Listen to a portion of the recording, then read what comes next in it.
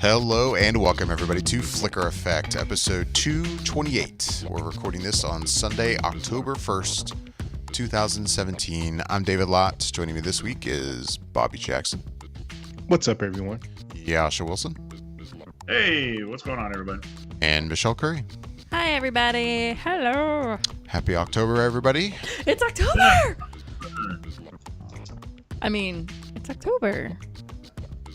No, what I really mean is, it's October! Oh my god, I love October. October is the best month of the whole year. It's my favorite month ever. Nice. Yeah, I'm a fan. I'm a big Halloween fan, so October is always a good thing. I wish October here meant that, oh wow, it's cooler weather, but not really. Not really, but still. Do you really... guys just deal with humidity and heat like year round? No, actually, the winter months are actually quite pleasant here. December, January, and February are lovely. Quite lovely. Delightful. They are delightful. They are, if it's a little bit warmer, you can wear shorts and a t-shirt. But then sometimes, you put on jeans and you might actually put on a light little sweater or something. It's quite lovely. It's very pleasant. Now, David, I know you've lived in LA for a period of time. Michelle, have you lived anywhere else besides Florida? Have I lived in other places, you ask? Yeah, I lived in tons of places. I grew up an Army brat, so. Oh, girl. Yeah. I will say though, having said that, I never falls into place. What? Nothing. I was kidding. Oh, another piece of the puzzle. I know. It's funny. I say that to people and they're like, oh, that makes so much sense with your crazy personality. I'm like, it does, doesn't it? It really does. So much clearer now. Yeah. I mean, people literally go, oh, okay. I'm like, yeah, there it is. Thank you, I think. No, I mean, I get it. Yeah, no, I mean, I've grown up in Europe. I've grown up on the Eastern Seaboard. I've grown up in Colorado. Never got to do California when I was younger. There was a Washington State stint. I've lived in Middle America for a little while. Oh, wow. My family comes from Kentucky, so we drink our bourbon and eat our Southern food, I guess. I don't know where I was going with that. Where you going? I don't know where I was going with that. Do you know what you ate there? Fried chicken. That's what I was thinking of. There we go. Okay. Drink our bourbon and ate our fried chicken. And that's what we did. But yeah, no. Most of the places I've lived at have been cold and dank. Okay. So this is relatively fun for you. I mean, Florida? I chose Florida as an adult. I made the conscious decision to come here. After college. This was all a conscious decision. Funny fact, though, living here in Orlando is the longest place I've ever lived in my entire life. Ever. Wow. Ever. And how long have you been in Florida? I mean, officially, I moved to Florida. I'm a true Floridian. This is what's up since 2005. Oh, wow. Okay. So I've been here for 12 years. Which, I'm not going to lie to you, it is mind-blowing to me to think that I've lived in one place so long. It's crazy. Anyways. I digress. Yes. More about Michelle, everybody. Next week we'll talk about Bobby. Right, yeah. I was like, man, we're getting to know me. Getting to know our fellow podcasters. Right. I will stop babbling. But yeah, no, weather here in Florida is lovely in the wintertime. God bless it. I'm looking forward to it. It's October, y'all. Even by the end of this month, into November, it'll start getting better. Thanksgiving is, I will say, I love Thanksgiving here. Mm-hmm. Because I feel like every other place I've ever lived, Thanksgiving has been a crapshoot. It was either going to be crazy nice and very fall-esque, very movie setting, fall, Thanksgiving, autumn leaves full of colors, or the fucking ice storm out there and you think hell is freezing over. And it's always just been one or the other. There was never a lovely median of Thanksgiving. It was either picturesque and perfection or, winter is coming, we live on the other side of the wall kind of thing. It was always insane of one direction or the other. Winter is coming. That's fine. No, it literally was living on, I mean, you just never, I feel like Thanksgiving used to always be a crapshoot. And living in Florida, I know what I'm getting. I know what kind of a Thanksgiving weather I'm getting, and it's awesome. awesome. Hey, it's fall, y'all. We can complain about our summer weather as much as we do, but actually, there's a reason we enjoy the rest of the year. It really is. It really is. We just have to fight through the summer to get there. And hurricanes. But anyway. September is the roughest month, I think. August and September, I would say. I think September's together. rough. Not so much the temperature or the humidity. I mean, it is. We do have temperature and humidity, the heat and the humidity, but it's rougher, I think, because we're so like on the edge of fall that it almost pisses us off because we see fall everywhere else and we're just like, God dang it, it's not fall here. Well, yeah, because everything, not even that we're seeing fall everywhere else, but it's like everything, fall is kind of thrown at you. Okay, the pumpkin spice lattes are out and everything, all the decorations Right. come out, even though it doesn't feel like fall here. Right. I try to convince myself every September, like, okay, it's fall now. Like, I don't care. I'm going to just act like it's fall, but the temperature never. I basically wait till October 1st. And when it's October 1st, I'm like, it's fall. Yeah, see, I can't wait that It's long. fall. It's officially fall. I Today fake is myself fall. out as of September 1st. I have to. Otherwise, I can't get through. Yeah. It's too much. It's fall, y'all. It's fall, y'all. It's fall, y'all. What? All right. Halloween is upon us. It horror, is. Horror movies. It's awesome. They are. It's great. Speaking of which, so we have an I challenge you to do today, right? Bobby, you saw your movie? I did. Sweet. Yes. We'll get to that later. Woo! Sorry. But with that, we normally like to start things off by taking a look at the box office. And let's do that. Starting at number 10 this week was Mother. In its third week in release. I'm not yelling out loud, Michelle.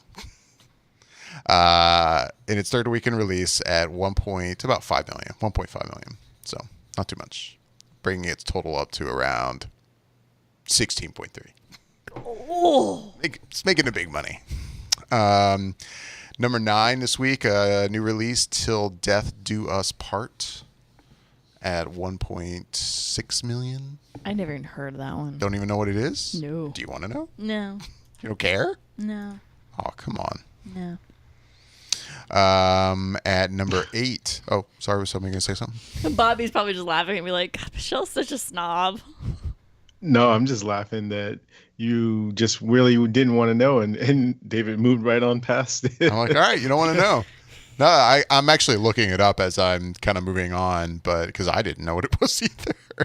Yeah, But I know. I see in the poster it's got Tay Diggs in it, and Tay Oh, okay. Diggs. I know which one that one is now. Tay Diggs and what's that? Marquise Houston. Oh no, Marcus Houston? that's another producer. Sorry, I see that Tay Diggs is also a producer on this. That's why I was. Well, if Tay Diggs doesn't take his shirt off, it's just not worth it for me. Well, he probably does. Amen, sister. I mean, I'm just saying.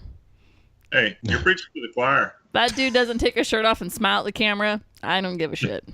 What are we living for? That's what I'm saying. Right. Michael and Madison Rowland had planned to spend the rest of their lives together until one day Michael's controlling ways turned their perfect marriage. We get crazy. Actually, this is a long summary. I thought this was a short one. I don't know if I want to read all this. We get the gist at that point. We get the gist. At this point. Yeah. Things go So you bad. won't He go cray cray. Actually, with the help of their best friend, Madison decides to get away. After adopting a new identity, she meets Alex Stone and learns to love again. All is well until Michael discovers Madison's whereabouts and recreates the nightmare she once lived all over again. Dun dun dun. There are a lot of these types of movies coming Oh my out God, in yeah. the African American community. I don't know what that's about, but And we love there- betrayal. because there's that That's one, and drama, then there's y'all. the one with Idris Elba that came out last year, I think, where he was stalking his someone. I forget who it was, but and then there was like another one that it came out not that long ago either. There was So one it's with like Rosario weird. Dawson, but it was actually the wife that was all crazy because it was what's her name? Yeah, there you Kathleen go. Siegel. Unforgettable. I think it Yeah. was. What's her name? I can't remember her name. Weird. Catherine Heigl. Heigl. Yeah, she was the crazy one. So yeah, So yeah, that's Till Death Do Us Part. till death do us part. Like I said, honestly though, if Tay Diggs doesn't take his shirt off and smile at the camera, I just don't care. I almost feel like I could probably find a still shot of him without a shirt on from that movie right now if I wanted to. I bet. Let's continue down the top 10, shall we? At number 8 this week, Home Again, with about 8 million in its fourth week in release. Michelle, you talked about that last week, right? I did. So we've talked about that one before. Number 7 was American Assassin, in its third week in release at $3.3 million. I don't think any of us have still seen that one. But moving on to number 6 was Battle of the Sexes in its second week in release. We want to see that at some point. With $3.4 million. I believe one of us have seen that film. I saw it. I did. Yeah, Bobby saw it. Lee, yep. I went to the movies and there was a few different choices out there. I almost watched American Made with Tom Cruise, but decided to go with this one, which has Steve Carell and Emma Stone. And this movie is about the 1973 match that took place between Billie Jean King and Bobby Riggs. And Emma Stone plays Billie Jean King, and Steve Carell plays Bobby Riggs. And if you don't know what this real match was about, a lot of it was really kind of placed in the literal sense of there's male chauvinists at that period of time, and then there's females fighting for equality. And it seems as though everything rests on their two shoulders. Like men are lining up on the men's side, women are lining up on the women's side. And it really goes into that match, but it goes beyond that and gets into the lives of these two people prior to them going into this match and showing what they deal with. For Steve Carell, it looked like he was really having a lot of fun with this role. I mean, you could just tell he was just chewing up the scenery and just really going for it. But the brunt of the workload really falls to Emma Stone, because when she's portraying Billie Jean King, she's also touching on the aspects of her life that during that time was so taboo in the sense that she also liked women. And so she was a married woman at the time, but she found herself falling for another woman at this time. And it was really trying to see how she was feeling in that headspace, while she's also, in the sense, trying to hold up this equality and being able to portray a certain image, because at the time she was number 1 ranked. And it was this struggle between her personal life, her professional life, and trying to uphold some sort of stance for all of women. And it really was taking a toll on her. And you see that in the film. And I thought Emma Stone did a really, really good job in terms of being able to show that range of emotions that Billie Jean was going through at that time. And it's a good story. And I thought it was really good. Even if you know the outcome of this match, it still really gives you an insight into these two people. It leans more heavily towards Billie Jean's story more so than Bobby Riggs, but you do get his side of it as well. And this guy is he loves to gamble. He's like a hustler, and he doesn't really care so much about the aspect of the women's lib thing or if men are better. He just wants to like generate buzz and have this big show and of a circus and make money off of it. So he really wasn't so much necessarily a chauvinist in the sense, but he was playing off of it in a way to help build that hype. And I thought it was really good. So if anyone is interested in it, I'd say check it out. And it's a nice little, I think it's situated perfectly to me in this beginning of fall sort of set of movies. And it may be remembered around the Oscar time. It may be, it might be too early because there's still some heavy hitters coming. But I thought Emma Stone did a wonderful job in it, though. So I was going to ask you what you think is going to happen come award season. I'm trying to think, do you think maybe, because Golden Globes are first up, so I wonder, basically if it gets anything for Golden Globes, we could see it in the Oscars. I'm curious, but you can kind of see it could be kind of a contender, huh? Maybe. Yeah, I think it'd be an outside choice because there's still some really big ones coming, and this one feels like it's in that middle ground of Oscar choices where it teeters on just solid enough as a general going entertainment piece. Mm-hmm. And then yet there's some individual performances that could stand out and get some sort of nomination. So we could see some Golden Globe noms, but probably not. Yeah, probably not maybe Oscar, so. but maybe Golden Globe noms. Exactly. Sorry. I could totally see that scenario. Yeah. Cool. Cool. I've been curious about that one. Number 5 this week was Flatliners. New release this week. Did anybody see that? Nope. I don't. Crickets. Are you asking literally? Because I don't think anyone saw that. I was gonna even though say it's number 5, I really don't think anyone really saw that. I was just about to say, one, doesn't seem like anybody saw it, but two, I didn't even read the review.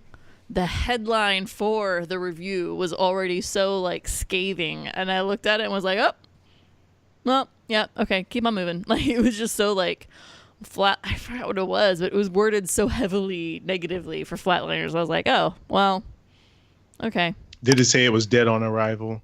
I think it said dead on arrival. I think it was just like dead on arrival. It basically said, don't even waste your time with this, like, ever. Any guesses on what it's rocking on Rotten Tomatoes right now? Want to take a stab at it? Yeah, I'll go ahead and give a stab at it. I'm going to say it's probably got a 9% on Rotten Tomatoes. I'm going to go with 23. I'll say 12. 23. 12 and 23. Well, Bobby wins by proximity. It is a 3%. Ooh. What? Oh my god. I will say reviews counted are pretty low at this point. It's only got 37 reviews counted. So it has 1 fresh review and 36 rotten reviews. The critics' consensus on here is Flatliners falls flat as a horror movie and fails to improve upon its source material, rendering this reboot dead on arrival. Shocking. Wow. They went for it. Yep. Oh, who can blame them? Best joke ever. But it's all good. I mean, what are you going to do? Oh my god, 3%. I'm sorry. I'm sitting here going, wow. Oh, that's too bad.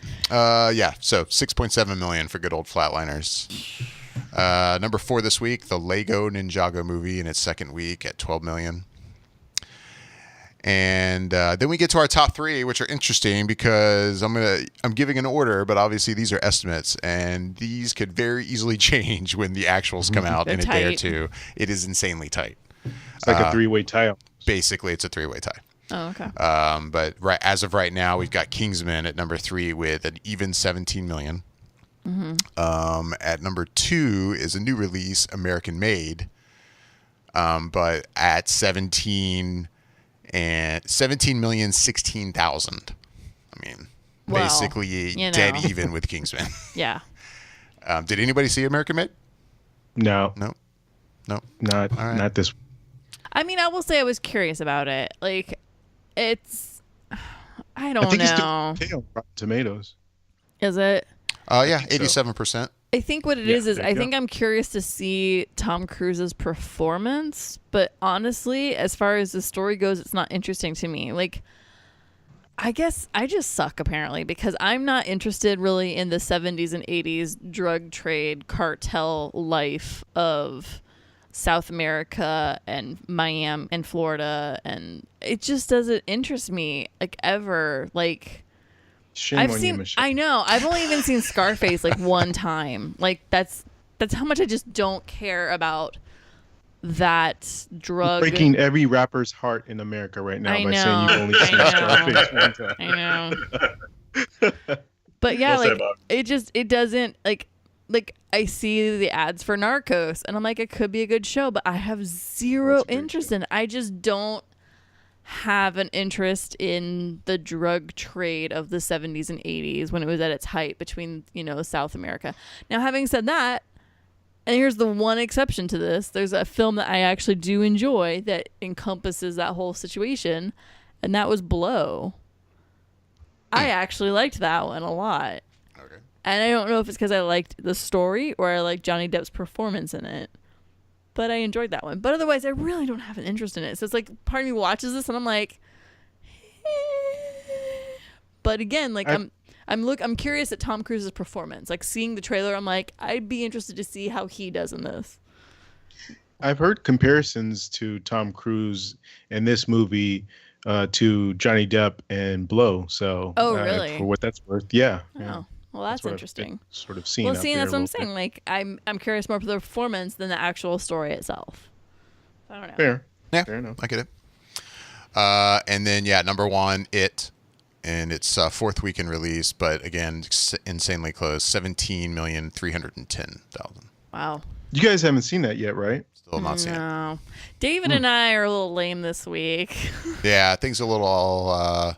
It was hard to make it to a movie theater this It week. was hard to make this movie thing. I feel like this week flew by. Yeah. And I look back and I'm like, wow, where the heck did my time go? And basically, the one night I could have made a movie happen. We went to a podcast last night, actually. I was just about to say, like, the one night that I was like, oh, I can go see a movie. We did something really out of the norm for us in one way. In another way, it's right up our alley, and it was awesome. Yeah, we went and saw Hollywood Babylon, which came into town.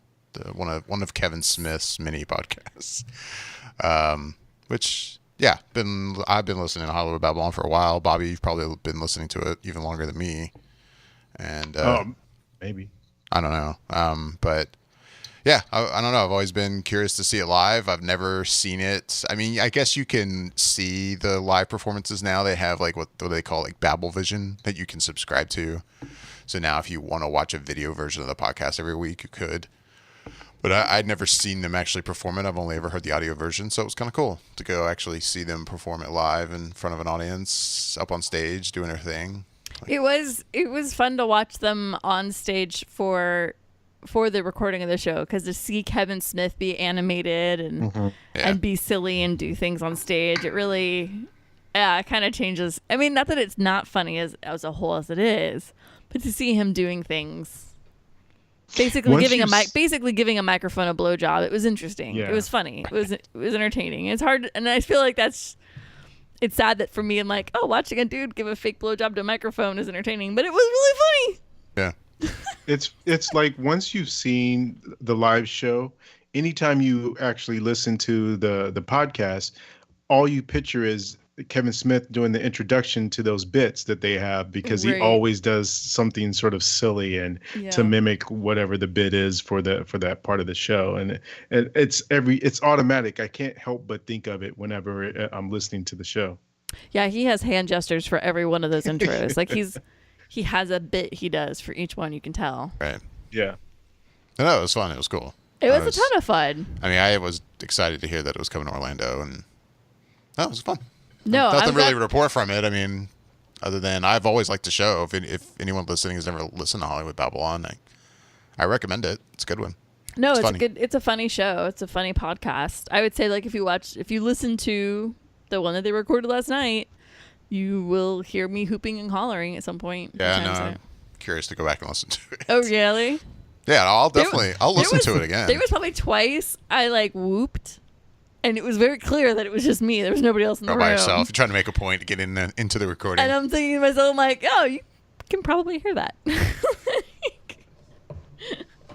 can probably hear that. Well, if I listen back to it and I notice and I hear, oh wait, that does sound like her, I'll keep track of the timing. I feel like it was more towards the second hour where you probably heard me, because everybody was really active in the first hour, and the second hour kind of mellows out in certain ways. Right. Plus, my drinks were kicking in, so you know. Oh shit! What are you talking about? Yeah, well, We didn't drink. Drinking at the Hard Rock Live? Never. I love how the guy was like, "You want a double or a triple?" I'm like, we're definitely doing doubles," and I even hesitated because I was kind of like, "Triple is kind of Possible. It's definitely kind of possible." Yeah, Kevin was in town also for MegaCon down in Tampa. I think he did that podcast he does with Jason Mewes. Mm-hmm. He did down there like the night before, and came up to Orlando and did that. So yeah, we spent our one night that we could have done a movie and went to that instead, basically. And it was super worth it. Oh, it was totally. a ton of fun. Oh my! I mean, like you were saying that, and it was awesome. I'm glad that's what we did. It wasn't a really strong weekend for like a movie that I was like, oh my god, I have to go see American Made or anything. So I was like, all right, it worked out. It was a perfect weekend. It wasn't Blade Runner 2049 weekend. Oh god, I cannot wait for this weekend.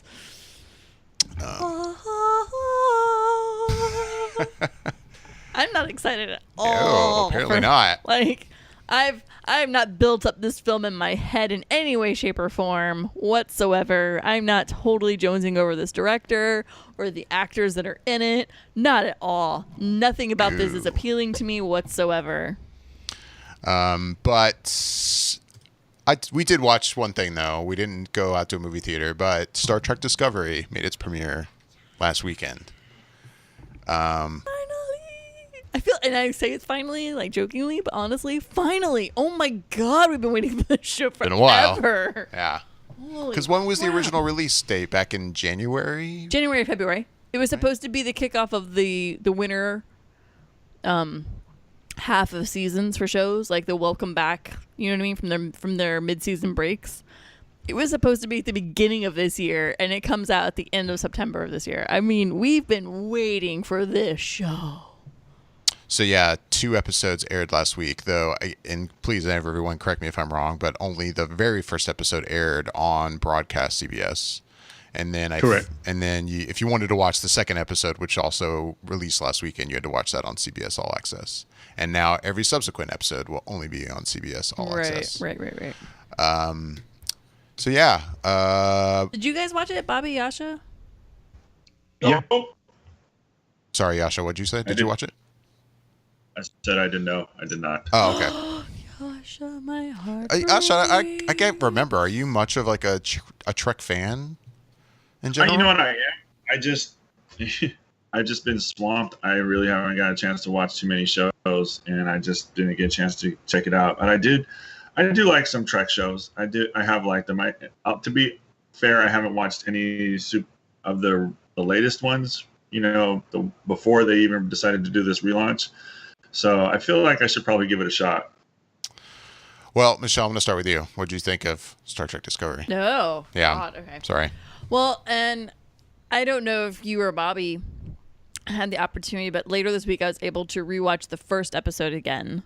My mom was visiting and she hadn't had a chance to watch it yet, so I was able to watch the first episode over again. Okay. And I'm glad. I actually kind of want to watch the second one over again now too, now that I got that one under. I definitely lean more towards I like it and I'm happy with it and I'm enjoying it, but I am still a little bit mixed. And I'm saying that and I'm understanding the whole, like what they've decided with the timeline and where it is running at. And that's, now that that's cleared up, I'm cool with it. I think for me, and I'm saying this and it's going to sound so negative, the visuals and the quality of the show are so amazing. It's almost hard for me to wrap my head around the fact that this is Star Trek TV show. Like, do you know what I mean? Okay. Because I feel like the quality is really good. Like, Oh, that's cool to hear, though. That's But are cool you to hear. saying that though, and like you almost sound like you're saying that as a negative? that's what I'm saying. Like, it's hard to explain this. Like, it's the quality of the visual effects and the overall show and the set and the costumes, like everything about it, you know, the makeup, all of it, all the CG, everything that they're doing is awesome and it looks really good. And it's just so good that there's a part of me that's just like, this is the show. Like, we're going to get this every week? Really? Like, I question it. I'm like, and so tonight with this third episode, I'm like, God, is it going to stay this quality this whole time? Like, if it is, holy shit, this changes TV, dude. Like, in my opinion, like, it's a really great, visually, it's stunning. Like, I was like, oh my God, this is like watching one of the films almost. I mean, I'm saying that. It's not as good as the films. And I'll give that digression. But for TV and I think in my head, I have a certain level of what I expect for Star Trek TV shows. And I don't know, it blew me out the water. Like, I was just like, holy God, this is amazing. It's so good and I like it. But it makes me question, like, really? We're getting this? This is happening? Does that make sense? I don't know. I don't know if it does make sense. I mean, I get what you're saying in terms of the quality of the show, because I haven't said my piece yet, but I agree with you. It does look really good. It's shocking to me. Like, I can't believe I'm. But I don't know that I do comprehend your your reaction to it in a questioning, negative way. And I mean, to me, it looks great, and I'm happy with it. Kind of at the end. I don't know. I know. And I think it's just I'm such a. Maybe I'm just so negative on life. I don't know. It's almost like I'm waiting for the bottom to drop out of it. I don't know. But I mean, I would say we haven't seen the rest of the episodes yet, but we've now that those 2 episodes aired, they kind of showed a preview of, okay, this is what's to come in this season. And it looks. And I mean, it looks good. But I wouldn't be surprised that with a pilot, you're really pulling all the punches and making it look as insanely good as possible. And I'm sure there's going to be episodes where we're not seeing a lot of shots of ships in space, and it's just going to be more interiors and not as amazing costumes like we saw the Klingons wearing in this first episode. And I mean, it could be a selling point to get people hooked in, just because it was put all the special effects in the first episode, the middle episode, and then the last episode. Get people locked in. Right. And that's I'm hoping that's not what is happening. And from what the preview showed, it does not appear that that's what's happening. And again, episode 3 is going to air tonight. It's going to be online tonight. It'll upload, and I'll watch it because I'm liking the show. I like the direction of the storyline. I think it's unique and intriguing. I like that it follows. Not the captain, but the number 1 position. And I don't know. I think it's just going to be an interesting viewpoint from what's going to be moving forward from this point on. And I say that, and you have to almost watch the first 2 hours to understand what I'm saying from now on. Like, it's going to be an interesting viewpoint to see this character continue on. And I was digging the costuming and the makeup, the Klingons, and this is where I think people are going to have issues. The Klingons are definitely different than what we're used to seeing, and I'm saying that, and the Klingons have changed in almost every single format of Star Trek. Obviously there's definitely a certain regulational rule that they kind of follow, but their look it's morphed and has changed. It's a little bit different with each one. Everybody's taking a little bit of liberties here and there, and it even morphs as seasons go on a little bit. Like, we've seen that happen. I get that. It's cool. And so I like this look a lot, though. I think these are really cool Klingons. I actually think I would prefer these Klingons than the ones that are in the most recent Star Trek films. I will say that. I will go that far for sure. I think these Klingons look better. And the costumes for the Klingons were awesome. And just the set designs and the way they did the warships looked awesome. And I liked the costumes for the crew. Oh.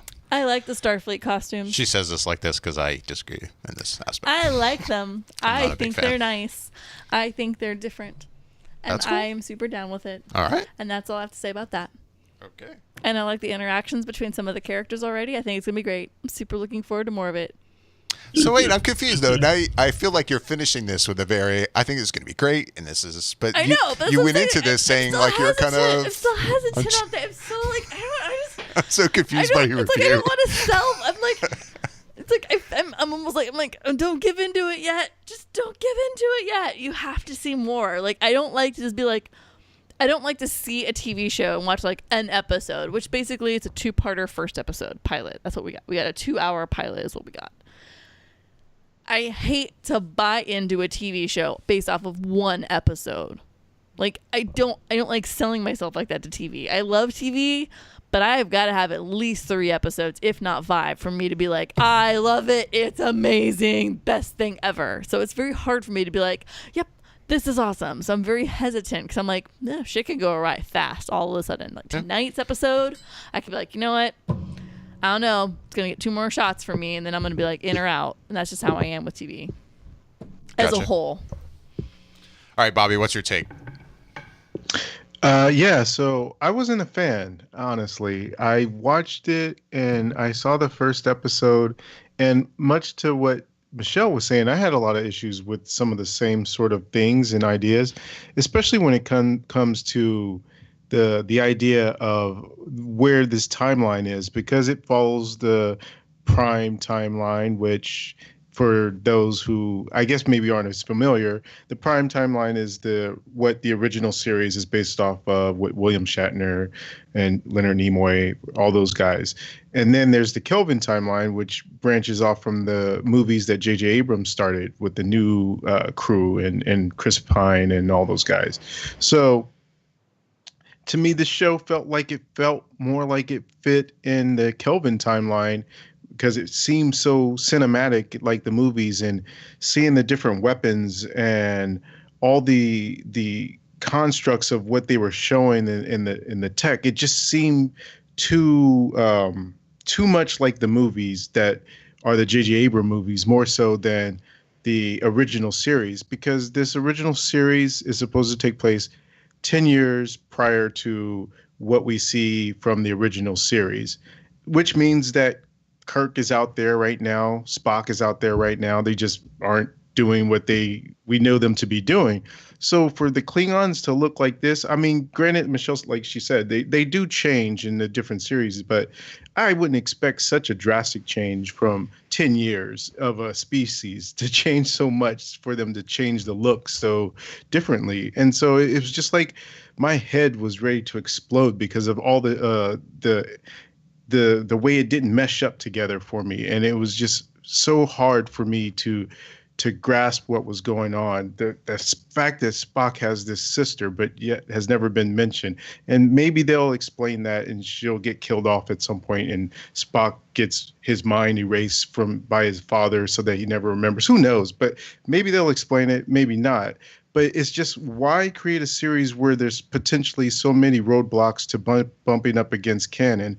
And it's like, when you could have easily avoided all that by just making it either a Kelvin storyline or just making it after some of the other series that we've seen, or in between another series where it would have made more sense. Like, I think if you were to go and watch the Orville, that's the Seth MacFarlane TV show, that's sort of the Star Trek kind of like-esque show that he's done. To me, that seems like that would have been a perfect, the way it looks, because it kind of looks, I wouldn't say cheap, but it looks very TV-ish. That seems like that would have fit more as a prequel to the original series and them doing that show than this does. So it was very, very, very hard for me to wrap my head around what they're doing. So I watched that first episode and I just was like, man, I had all these thoughts and these questions in my head. Then I did end up watching it a second time. And I think maybe between the first time I watched it and the second time I watched it, I must have at some point came to some sort of understanding or willingness to let go of some of that. Because when I watched it a second time, I got into it more. But when I watched the second episode from CBS All Access, that actually hooked me into the show, and it really, really made me like it more than I just see in that first episode. So I honestly think that CBS did a disservice by not showing the 2 hours on CBS, because it's more of a complete story and really makes you want to watch the rest of the series because of where it leaves off in that second episode. The first, I don't think was good enough. That's how they get you. Well, that's what I think, right? But the first episode to me was not enough to hook me. It was like, okay, I could still be on the fence after this. But when you see the complete 2 hours of it, then it's like that storyline really resonates. And because you're like, wow, well, this is different. And I started to let go of a lot of the things that were really starting to make me question this show. And so letting go of all that and getting into the story, it really helped me to just be able to say, okay, let me see this story they're telling and just sort of deal with the fact that there's going to be all this sort of weirdness in terms of the way it's continuity based and how it actually plays out. So I'm definitely into the series, and I think that going forward, it'll be interesting to see where this first season goes, especially knowing that the second season isn't supposed to come until, I think, 2019 or 2020, something like that. So, yeah, I'm really kind of into it more so than I was when I first started it. So I started off really not thinking I was going to get into it and like it. And by the time I watched the first episode a second time and watched the second episode after that, I was in. Well, I guess that leaves me, and I was a fan like right from the beginning, and I'm pretty happy with it. In terms of like where it comes, all the canon stuff, like I don't know. I think I've said on here I was pretty skeptical leading up to this show, like because we kept hearing I feel like a couple different stories about where this was supposed to land, and I will agree. Part of me still feels like I don't know why you don't just put this in the Kelvin timeline, considering the way it looks. I completely agree with that. I totally agree with that. There is no doubt that they are stylizing this show based on the J.J. Abrams influence with the rebooted Kelvin timeline films. Like it has that look.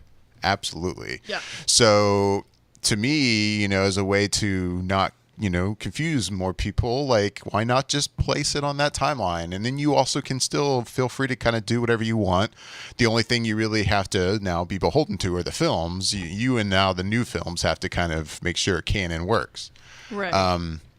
But other than that, you don't have to worry about the original Prime timeline and everything that happens in that timeline, and yeah, it looks like that. I still agree with that. I don't quite understand why they didn't do that. With that said, I'm okay where it sits. It doesn't bother me. I mean, to me, like something like you mentioned, Bobby, the way that the Klingons look and how they wouldn't change in 10 years. I don't know. I've never looked at the changes of the Klingons in Star Trek as an evolutionary type of thing. I mean, even the way they look from the original series to Star Trek: The Motion Picture, there's no way they would look that different. Right. I mean, to me, it's just the fact that, well, that was a show made in the 60s and things, obviously they made a different creative choice now. Like, I don't know. To me, Star Trek has never had the strength of canon that like something like Star Wars does. Right. It's been, I don't know, a lot of different storytellers with their hands in the pot and a lot of different TV shows, and it's just, I don't know. Anytime we've seen changes like that, I just kind of have, I don't know. I feel like I just kind of have to go with it. And with this, it's like, yeah, you think of how the tech looks in this, and then in 10 years we're going to see the original series. Like, of course, it doesn't really make sense, but it's like, I don't know. It is what it is for me. Yeah. So I'm okay with it, and I think the show looks amazing. I love the way the show looks. I'm extremely impressed with the costume design and the set design and the way it looks. It's just everything. I think it's really well done. I'm already interested in a lot of the characters on this bridge and how they interact with each other. Yep. I really liked Doug Jones's character in this. I don't even remember his name, the character's name. He played number 2. Yeah, Lieutenant Saru. Yeah. Yeah, I don't know, something about him I really dig. That was awesome. And it's his first TV show, I think, Doug Jones is. I think so. I don't know. I'd have to look at his. He's always just been a film guy. Right. For the most part. But yeah, I know. I'm very happy with it as a Trek fan. I'm not like a die hard Trek fan. I mean, there's even shows I haven't watched. I never watched Enterprise. I have not watched most of Voyager. So, I mean, some people may go, "You're not a Trek fan. You haven't watched this. You haven't watched that." Well, whatever. Right. I guess maybe I'm more selective in my Trekdom than other people. I don't know, but yeah, my Deep Space is a little hazy. I'll be honest. I never really got into that. I watched it on and off, kind of. I didn't really follow it, but I never got into Enterprise. I don't think I've seen one episode of Enterprise ever. I just never had it. Enterprise. I used to really like Enterprise. Oh yeah. Yeah, me too. I just because I never even Scott, get a chance. So I like Scott Bakula, and I thought they did a good job of portraying this as being this first exploration by the Federation. And yeah, I don't know. I just really liked it. It just, I like Bakula too. Yeah, it just never really took off for most people, but right. I thought it was really solid. It just, just didn't hit for people. Yeah, don't get me wrong. I wasn't like diehard, and I wasn't dedicated to watching the show by any means, but I didn't mind it. I did watch it a couple of times, so it was, it was there. I was there with it. I mean, I'm looking forward to tonight's episode. It'll be the intro with Jason Isaacs and his character, which I'm looking forward to. Because for some reason, I'm a sucker for Jason Isaacs. I don't know why. I like Jason Isaacs a lot. Yeah, I will. I like, if I hear Jason Isaacs is in it, I'm like, yep, I'm in. And it's funny because it's not like he's even like a spectacular actor. It's not like you look at him and you go, oh my God, he's like, you know, one of the best. Like, he's not. And it's not even that I'm even like, not that he's a bad looking guy, but like I'm not attracted to Jason Isaacs. I don't know what it is. There's something about him on screen I really am drawn to. Like I'm telling you, like I'm just you say, oh, Jason Isaacs is there. I'm like, yep, I'm in. I think it's a believable thing. Like he just does a good job. Like you believe the characters that he's playing. Yeah. Like I was like, whether it's a bad guy, a distraught person, somebody who's crazy, evil, whatever. It's just like you really buy in. At least I do. I really buy into the characters that he does. Like the roles that he does. Like he had that one show where you couldn't tell which one was dream and which one was reality. Like I watched that and I enjoyed it. Like I really enjoyed it. I was bummed that it got canceled because I thought it was a really cool way to shoot a story. It was dark. And it was messed up, but at the same time, I thought it was a really fun idea for a story, and I was kind of disappointed that they took it off the air. I think I remember that show. I couldn't tell you the title, but it sounds familiar. It was on Fox, right? No, it was on NBC. Yeah. Oh, NBC. You're right, Bobby. You're right. It was like maybe 3 years ago, 4 years ago. Yeah. But yeah, no. And so I'm looking forward to tonight's episode because I'm like, oh, we'll get to meet Jason Isaacs' character and see what that's all about and how his character interacts with everybody else. I don't know. It's interesting. I will say if I have one big complaint, or my biggest complaint with the show so far is, this choice to have our lead character, I guess she was adopted by Vulcans, and it happens to be Sarek. And of all the Vulcans, in all the universe. You've already touched on that, Bobby. The whole idea that now I guess Spock had like kind of a sister. We've never heard of this, and how is that going to play into canon? And I'm keeping an open mind. I feel like there's going to be something along the lines here that's going to make it all make sense somehow. I don't know what the hell that would be, or they'll just try to claim that, there's no reason for it to come up. Like it just magically over the course of, I don't know, the entire history of Star Trek has never come up. Or do we just find out from Sarek at some point that he like kept them completely separated and they never knew about each other? Right. I mean, Who maybe. knows? I don't know. But to me, it's like I don't think it was not necessary to have her adopted father be. It could have been any Vulcan. Like why him? Why add that element to it? I get that I feel like producers like they want to make a connection to Star Trek that we know to appease audience. I don't know. No, dude, I think that's probably my one pet peeve too. That was my one thing. Like, really, you had to pick Sarek? Like, literally any other Vulcan in the entire universe would have done just fine. Hell, if you really wanted to stretch it, you could have been like, oh, it's Sarek's brother and he's the one that adopted her. Like, so there's if they wanted to try to make some kind of a connection, family connection, we'll say, they could have been like, oh, well, Sarek is going to be the uncle, like Uncle Sarek, whatever, WTF, I don't care. Like, but it just was like, really, he had to be the one to like adopt her. Come on. Like, I feel like your reads are really pushing the story a lot there. I don't know, but again, I'm kind of keeping an open mind there. It's only been 2 episodes. Maybe there's going to be something that I don't know makes it. Maybe they have a fallout at some point in her youth, and then she rebuilds later. I don't know. It's very annoying. It's very annoying. Yeah, if I have one complaint so far, it's that. Not otherwise, the uniform. Otherwise, I'm quite happy. I mean, really, like the first shot of the show. It's the shot of these Klingons, and I'm watching this shot as the camera pans around this one Klingon's face, and you start to see stuff in the background, and I'm just like, dude, I'm in right now. Like, I like the way the Klingons look. To repeat what you said, Michelle, and the way that was shot, I was like, this is gonna be good. I will say it's interesting the font choice they had for the subtitles for the Klingon speak. It just seemed much larger than what I'm used to, I think is what it is. I think it was just like, wow, that's really big lettering they got going on there. And I know it's so stupid, but I literally was like, oh, that's... And it was nice that they didn't go out of their way to go, okay, well, we're just going to have them speak English so that we don't have to have a lot of subtitles. I mean, there's a lot of Klingon being spoken in that first 2 episodes. Holy shit. So there's a lot of subtitles to read. And for a TV show, I was impressed they decided to go down that route. Okay, here's a question for you and Bobby then. So the opening title sequence, is a lot different than what we usually see for Star Trek opening title sequences.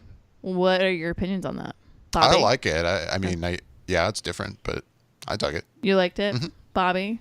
Yeah, I liked it. I thought it did a nice job of making something new for itself while blending in the old a little bit, and I thought it worked. Yeah. I liked it too. I will say the very first time it came across, I was like, oh wow, it jumped out at me. It's so stark and different from, I think, all the other opening title sequences. Because everything else is always space. Always space. It's always out in space. Shots it's of the ship. Right. It's the ship out in space. It's shots of galaxies and stars and planets and other things that are happening around that. And this was so like, whoa. I mean, I literally like pulled back on the couch and was like, whoa, really? Wow. I like this, though. It's like the artist drawing renderings of the building of the ship. Like it's cool. It's very different, and I like it though. But it was like, wow, they are really pulling it out in a different way from the other shows. They're really making this stand out. Sorry, it was just something I noticed, and I was like, I was just curious what you guys thought. What was that, Bobby? I was just gonna say, can you confirm that Michelle pulled back on the couch like, wow, like when she saw the opening sequence? I almost was like, Michelle, where are you going? Are you okay? I was relaxed on the couch, but I definitely was like, I kind of pulled back a little more, like, oh. And then the second episode started, and you got to see it again, and I was like, okay. And then I rewatched that first episode again with my mom, and I was watching it, and I was like, yeah, this is cool. Like, I think I got so used to how all the other shows are done, how those opening sequences are, and I was like, it's very original for them. Like, it's very different. Right. And I don't know if other people are liking it or hating it. Bobby, did you I want to say the reaction I've seen has been pretty positive to that credit scene, because there has been a lot of chatter on the internet and blogs about that credit sequence, and it's pretty starkly positive. different from every one of the other shows. Right. Bobby, did you watch the After the Trek show that they had? What is it called? Yeah, I was just going to comment on that next. Oh, okay. That kind of side note. Yeah, there's CBS is now doing their own. Like, hey, it's after shows are a thing to do, so they have their own after show called After Trek, and it's hosted by Matt Myra from Nerdist. And Nerdist represent. It's interesting. I don't know if I'm a fan. I will say it did seem a little long, and I will say they were talking about 2 episodes, so maybe a little shorten it up. Yeah, that one, it was too long. That first After Trek was like, long. okay, you guys, it was like 45 minutes or something or 47, more. I think it was. Yeah, it was like. It was pretty long, and it had and commercials it felt too. long, and it had commercials to top it off, so it was long. I feel like that needs to find its groove, Right. And I mean, I don't know how much. I've only ever listened to Matt Myra on Nerdist, the podcast. I know he's done other stuff, but maybe he needs to get more comfortable in that role too as a host. I don't know. This is a big thing for him. Yeah. This is a big break for him. And yeah, I'm hoping that for the future ones, maybe they're like 20 to 24 minutes long for each episode. That's all it really needs. I mean, when you say that, it's like, an hour after show could work when you say that out loud, but it felt long as we were watching. Well, and even like the Game of Thrones one is only a few minutes long. It's not super long anymore. Right. The Walking Dead one's not even that long. It's pretty chill. That's what I'm saying. It doesn't need an hour. So I'm hoping that's not the format. I think it was just for this opening because it was 2 episodes basically they were encompassing, and they brought in a lot of the stars from the show and they interviewed them really quick, and they were having some good discussion and they're finding their footing. But I don't know. I think after shows are kind of fun. They can be fun. I think they're fun when they have a show that's really a big cult following, like this does, like Game of Thrones does, like Walking Dead. Like these are shows that have huge group followings of people. So I think this is interesting to bring a discussion. I don't think every TV show ever needs an after show discussion, but things like this that are, there's huge fandoms, Anyways. No, I'll keep watching it, but I'm definitely going to watch it tonight because I'm curious. I was, watching that first one. I was like, I'll be curious to see how this continues. Right. I was kind of not that impressed with it. Well, I'll give it some tries. All right. Well, with that, I think we've beaten Star Trek Discovery to death at this point, and it's an exciting thing. We've been looking forward to this for like a freaking year, dude. Don't misunderstand me. I'm quite happy with Star Trek Discovery. Dang, Michelle's going off on David like, hey, we needed to cover this a lot. Dude, we've been looking forward to this for like a year. Okay. I'm just going to sit here and drink my wine. All right, with that, it's time for the final segment of the evening here, and that is I Challenge You. Each week, one of us is challenged to watch something that we hadn't seen before for whatever reason. Either we just didn't want to or we never got around to it, and then that person then gets to challenge the next person to watch something. Last week, I challenged you, Bobby, to watch Dead Alive, the Peter Jackson film. Classic. The classic Peter Jackson film. After I was subjected to watching Sleepwalkers. Thank you, Jascha. I appreciate that. Hey, man. You're welcome. We're all team players here. Yeah. We all knew the kindness ball was going to drop at some point. I told you it wasn't a malicious act. It was just because I needed you to see how amazing that movie was. Amazing in its own way, yes. Special. In its own way. The two giant cats dancing and doing things to each other. Yes. You're welcome. It has its own reserved seat on the special bus. We agree, Jascha. You're welcome. So, Bobby, you watched Dead Alive this week. I'm curious to know, what did you think? It seems like we have reached that point where we're starting to give each other some movies that maybe wouldn't fall into the natural realm of what most people are considered like, hey, this is, a classic. Maybe you should check this one out. We've gotten into but it is a classic. This is a cult classic. This is a Peter Jackson classic, my friend. Well, so is The Room, but I mean, no one's subjected anyone to that just yet. Still need to see The Room. I don't know. Yeah, there you go. See, that's actually Go ahead, Michelle. That's actually playing at our art house theater this week. The Room. The Room is playing at the Enzian? Playing at the Enzian. I just saw it. What? Dude, we got to go to that. I've always wanted to see The Room. It's literally on their front page. I was like, what? Hold up. Sorry. Continue, Bobby. Go on, Bobby. Please continue. All right. I digress. So yeah, Dead Alive. It's like David mentioned, it's Peter Jackson, and it's about this guy who he lives with his mom, and he's just like this mama's boy kind of person, and she gets bit by this sort of, I don't know, it's some sort of rat looking thing, like a rat monkey, and she starts to get sick and turns into maybe a zombie, I guess, but it gets pretty wacky and horrific in a way that it's very much over the top and just bloody and disgusting for the sake of being bloody and disgusting. And it just builds on top of itself with how can we top our last scene from how disgusting and gory it was. And it just keeps going at that pace. And at the center of it, there's this story because this guy, he also likes this girl, but the mom doesn't like the girl. And it's this whole like love story kind of thing at the center, which isn't actually that bad. It's kind of silly and goofy, but the movie itself is just so, I was watching it and I was just shaking my head because it was, I was okay. I was fine with the gore and the blood, and because that stuff doesn't bother me. And I think some of it is funny, especially the way they portray it in this movie. It's not meant to be completely like a Saw movie or Eli Roth movie. It's not done in that vein. It's very much done tongue in cheek, like something you would see from Trauma or something like that. So it's not done with malice in that sense. But it's just, I guess the main thing that bothered me about it, and maybe this is something that I don't know if it's particular to this movie or in other movies, and maybe other movies I'm able to take them on the surface of them being sort of silly and tongue in cheek. But I don't know, for whatever reason, I was holding this movie to the standard I hold most horror movies to, which is that if you establish certain things, then you should stick within the rules that you create.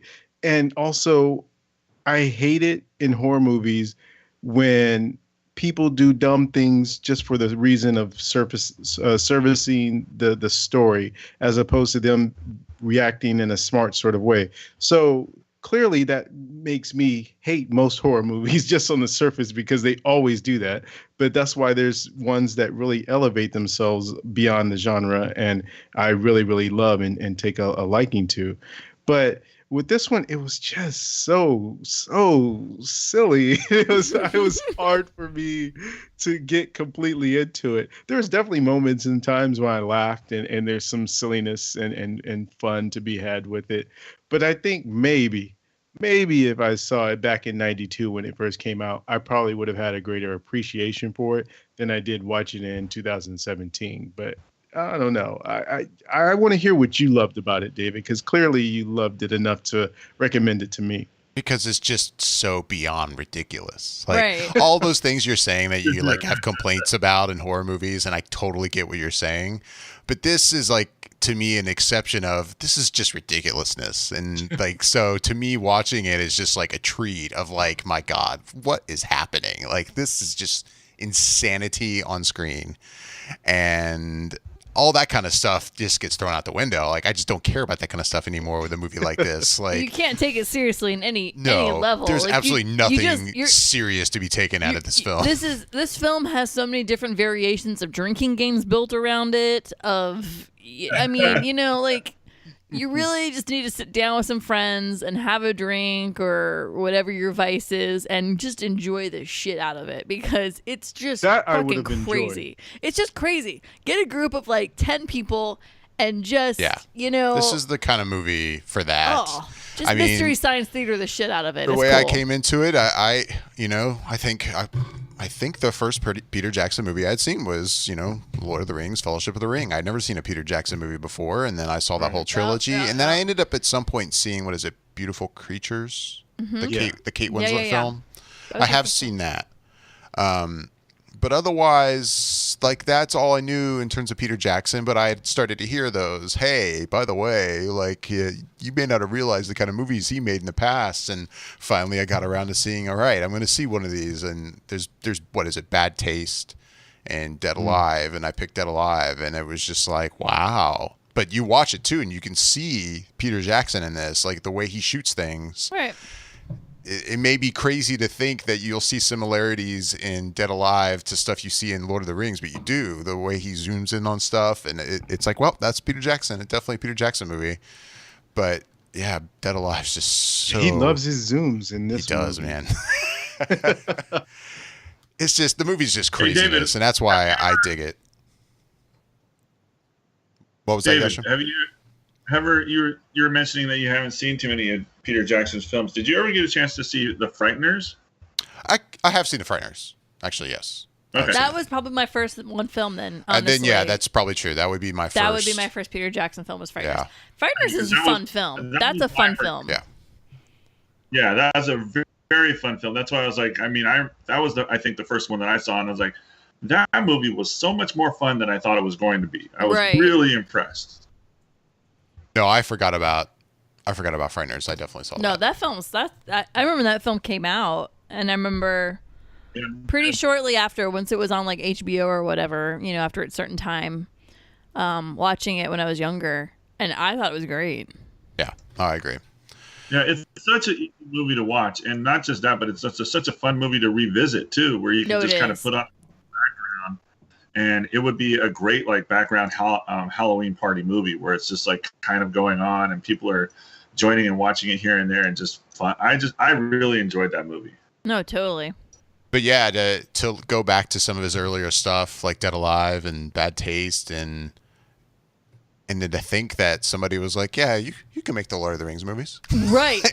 There were producers that sat in a room, and they're like, we're going to entrust this we're going to give you millions of dollars. Right. Like, I would have never. I mean, for Frighteners to that point, for Frighteners to be the best one of what he'd done up to that point, what he had done, for the producers of a major film production company and studio to be like, we're going to give you a crap ton of money to do Lord of the Rings. We're going to go down to New Zealand, far away from us, and we're going to let you literally go all the way down there.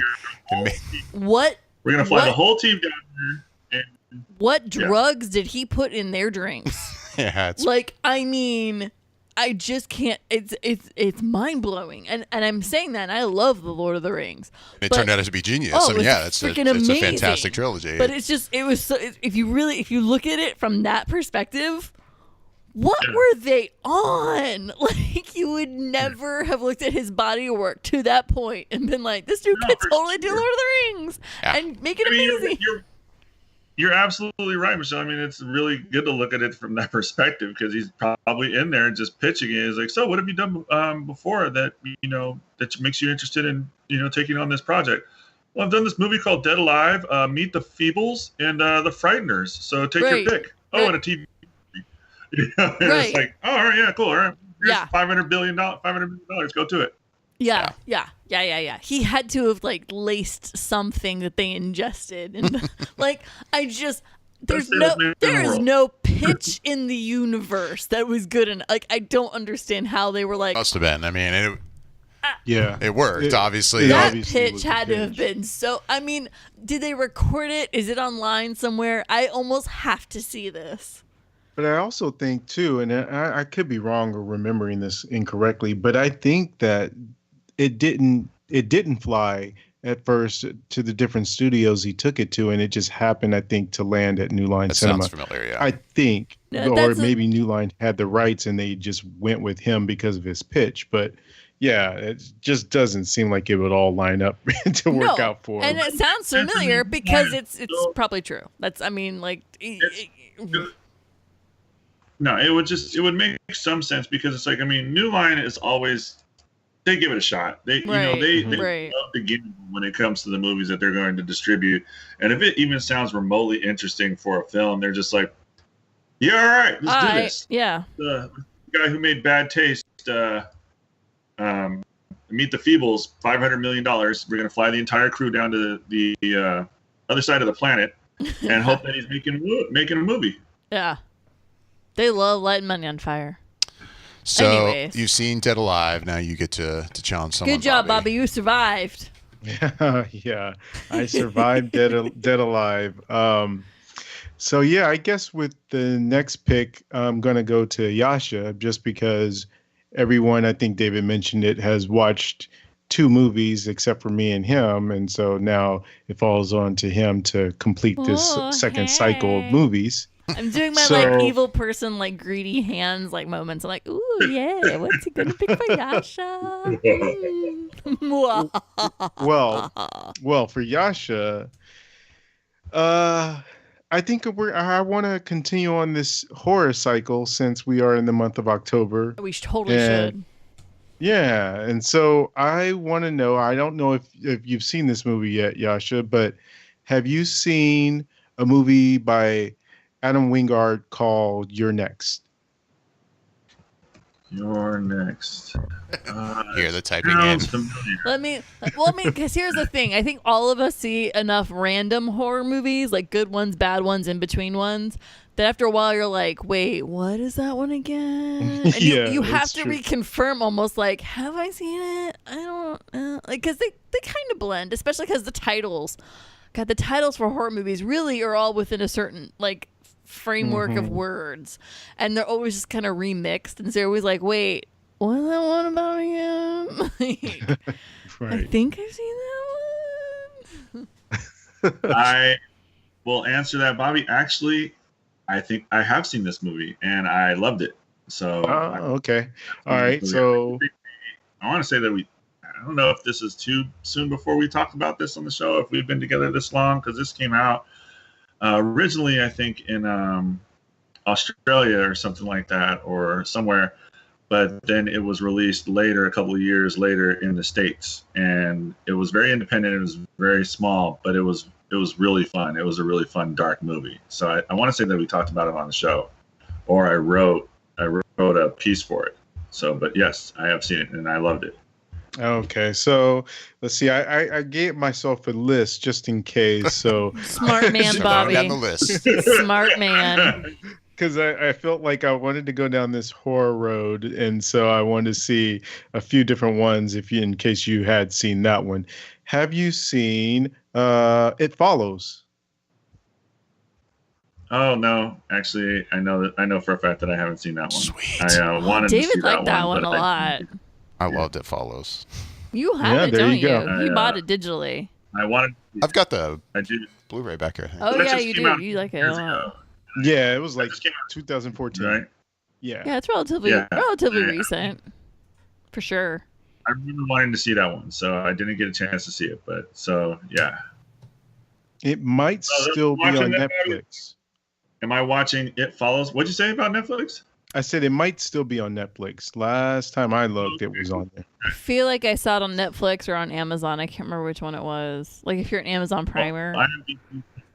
IMDb says that it's on Amazon. So I was gonna say if you're it's not an Amazon Primer, I think it's on Amazon Prime. yeah, I am, so I can watch it there too. So. You know, it's funny. So because I know David liked this movie a lot. Yeah. And Bobby liked it. And I liked it, but Yeah, I didn't think Yeah. you liked it as much as I did. no, I thought there was aspects of it he liked. I'm trying to remember for sure. the show recording because I remember being on the show for this one. I think Well, this was Yeah, one that I wasn't here for. I had to record my review for it. that's Separately. right. That was the whole Cats Away one, wasn't it? Yeah. Where I had to play producer. Yeah. It was interesting. Yeah, I think it might have been the first time I had to miss the show, and you guys recorded without me. And since I had seen this, it was like, there's no fucking way I'm not reviewing this movie. Right. I recorded a separate review for it. And it's funny because I want to say, I don't think it was last year, maybe the year before at your Halloween party, you had it on as background.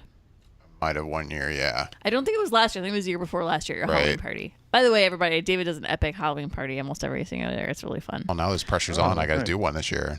I was Yeah. kind of undecided. I'm just saying, And- you've done it for like 8 years in a row now? Oh, actually, I think this will be if I do it this year, it'll be 10th. Is it? Yeah. Oh, okay.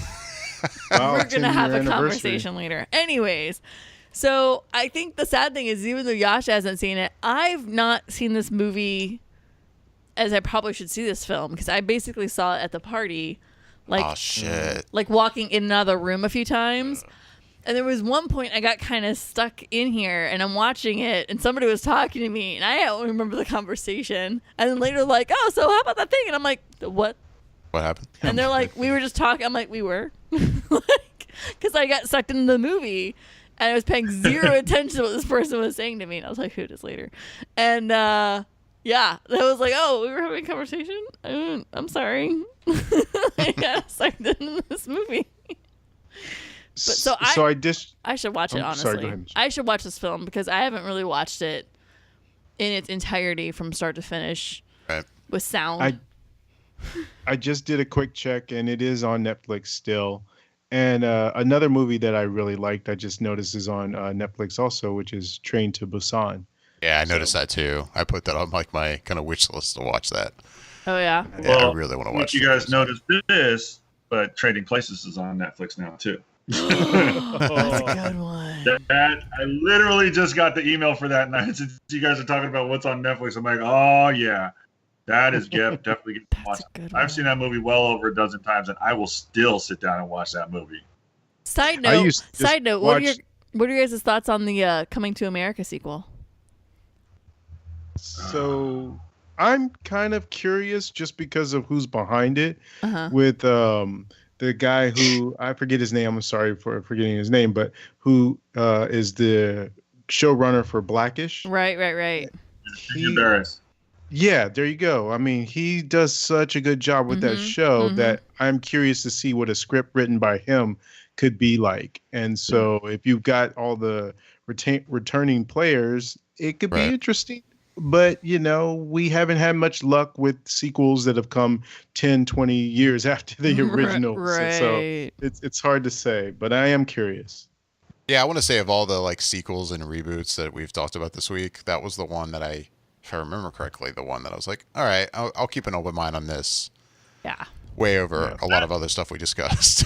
But that one. I'm so interested. I'm just worried because, with a classic movie like Coming to America, which is so funny and so vintage Murphy and so at the peak of when he was just the greatest when, it came to releasing films, I'm just concerned. It's like, are they just doing it just for the sake of doing it? Do they have a real story to tell? Right. Like, what could they possibly do that, will not top, but at least meet the expectations of how funny the first one was? Because that's a lot of pressure. And, it's like last I heard, I mean, Eddie's going to probably come back and do it because I think that he wants to be back in the public eye a little bit, a little bit more pertinent when it comes to things. But it's like they still like, oh, Murphy has yet to sign on for it. And I'm like, okay, well, if they're trying to fill the shoes and have somebody else do it and say, oh, it's Eddie Murphy's son, it's like, I could give a shit. Like, I do not want to watch a movie about his son. Right.